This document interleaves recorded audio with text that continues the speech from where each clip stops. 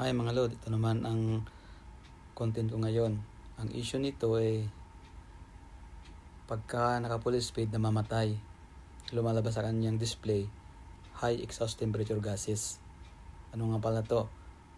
C32 na Assert Caterpillar. So yun yung kanyang exhaust temperature. Kaya nabaluktot yan, lunat namin siya. Then chinik din namin yung kanyang continuity para i-compare dun sa kabila.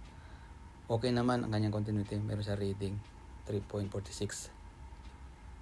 Tapos check din namin yung kanyang socket ng computer box kasi minsan doon din nagmumula kapag maluwag. Katatakbo nito, nagluluwag siya. Diyan sa bandang ilalim yung kanyang socket. Yan, check namin kanina yung pati terminal kung maluwag din, check namin okay naman. Pero doon sa kabila, medyo maluwag yung socket ng terminal. Yan yung isa, kinumpara namin dyan yung reading. Then nandyan yung socket ng kanyang computer box. Yan. Sinik namin yan, maluwag naman, mahigpit naman. So, ngayon papalitan namin ng terminal yung kabila, tapos mag-trial kami at alamin namin kung nag-shutdown pa siya. Yun lang mga lord.